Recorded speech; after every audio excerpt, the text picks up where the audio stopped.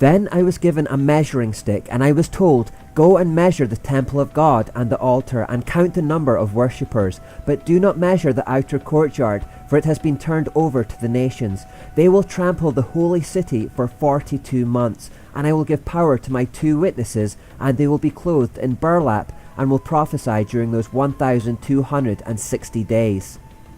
Before we look at the identity of the 2 witnesses, there are some important pieces of information from this passage to consider. Firstly, you'll notice that the Bible expresses the time of Jacob's trouble in many different ways.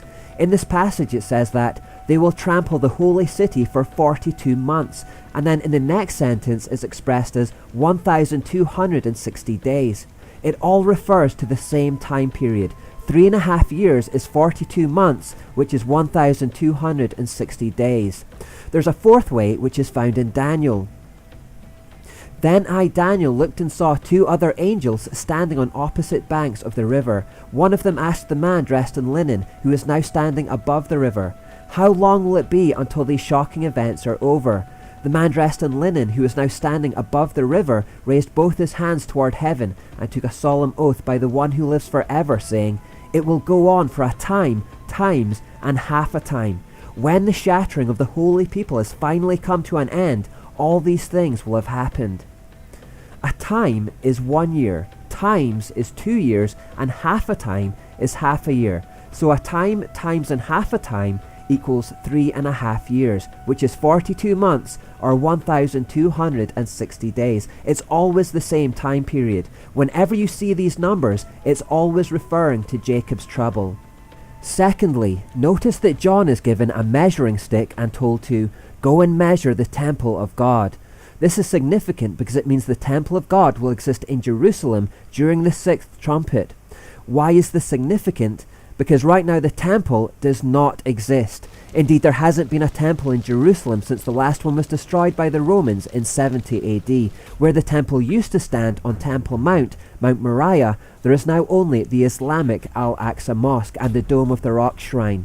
So obviously at some point in the future, prior to the 6th trumpet, that mosque is going to be torn down and a temple built in its place. What kind of political situation is going to have to occur before the Al-Aqsa Mosque is destroyed and replaced with a Jewish temple?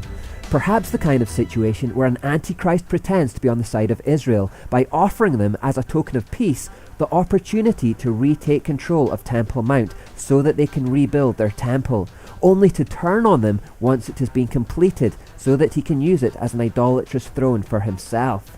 We don't know exactly. It's one of those events that doesn't seem to be in view right now, but could easily come into view at any time. It could happen tomorrow. We just know that there will be a temple there by the 6th trumpet. However it happens, when it happens, it will be the 3rd temple to occupy the site. The first temple was built by King Solomon, and it was destroyed in 586 BC when Israel was invaded and taken into slavery in Babylon.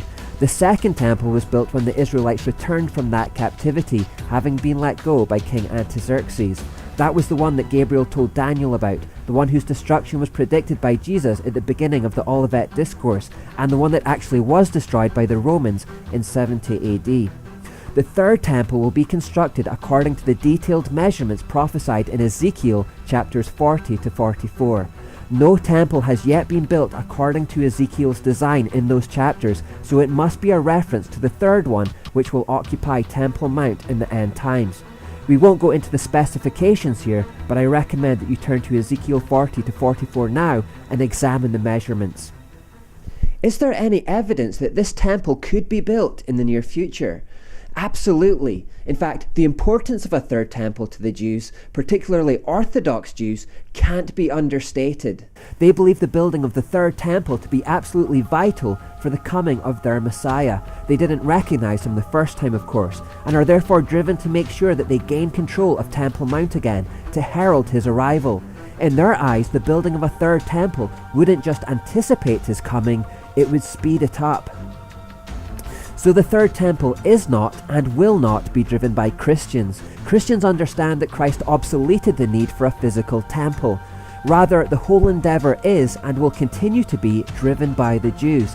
especially Orthodox Jews who want to have the temple in its place so that they can reinstate daily sacrifices. Again, Christians know that the Mosaic law that required daily sacrifices has been abrogated by the New Covenant, but Orthodox Jews, believing the Mosaic law to still be applicable, would continue the practice of animal sacrifice to atone for sins if they had the temple in place. There is no question of them building a temple and reinstating sacrifices anywhere else either. They would not feel at liberty to move the Holy of Holies to any other location. It must be Temple Mount on Jerusalem. So strong is the desire to build a third temple there that most of the plans for its construction are already in place. Indeed, organizations like the Temple Institute and Temple Mount Faithful have not only produced the building plans according to Ezekiel's specifications, but they've also made the ritual objects and garments that would be used by the priests within. Some of these objects are on display in the Old City right now. The desperate hope of these organizations is that when conditions allow it to be built, everything will be ready ahead of time and the building process will be extremely quick. In fact, so advanced are these plans that it's estimated that the whole temple could be built in as little as 18 months.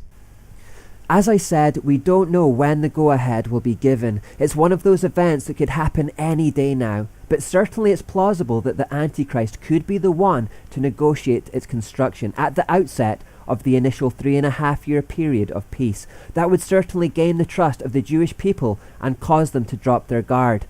Either way, this is a key event that we should be watchful for. When we see control of Temple Mount transferring to the Jews, and when we see construction begin on a third temple, we'll know that another vital piece of the puzzle is falling into place.